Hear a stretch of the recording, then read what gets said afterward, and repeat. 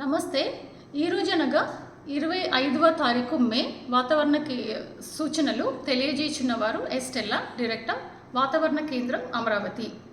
మధ్య ఈశాన్య బంగాళాఖాతంలో ఉన్న తీవ్ర వాయుగుండం ఉత్తర దిశగా గంటకి 17 కిలోమీటర్ల వేగంతో కదిలి ఈరోజు ఉదయం అదే ప్రాంతంలో కేంద్రీకృతమై ఉన్నది.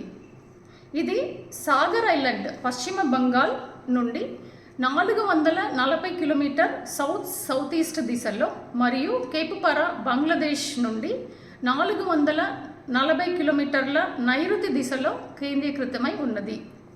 ఈ తీవ్ర వాయుగుండం ఉత్తర దిశగా కదిలి ఈరోజు సాయంత్రానికి మధ్య ఈశాన్య మరియు ఉత్తర బంగాళాఖాతంలో తుఫానుగా బలపడి రేపు ఉదయానికి తీవ్ర తుఫానుగా బలపడుతుంది.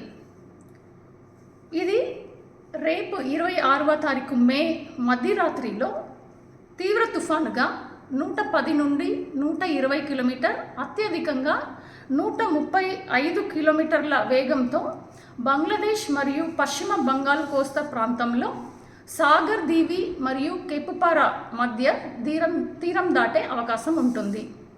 దీని ప్రభావం వల్ల ఈరోజు కోస్తాంధ్రలో చాలా చోట్ల ఉరుములు మెరుపులతో కూడిన తేలికపాటి నుండి ఒక మోస్తరు వర్షాలు కురిసే అవకాశం ఉంటుంది.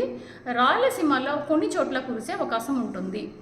ఉత్తర కోస్తాంధ్రలో ఈరోజు ముఖ్యంగా కాకినాడ, అనకాపల్లి, విశాఖపట్నం, విజయనగరం, శ్రీకాకుళం మరియు అల్లూరి సీతారామరాజు జిల్లాలలో 1-2 చోట్ల భారీ వర్షం కురిసే అవకాశం ఉంటుంది.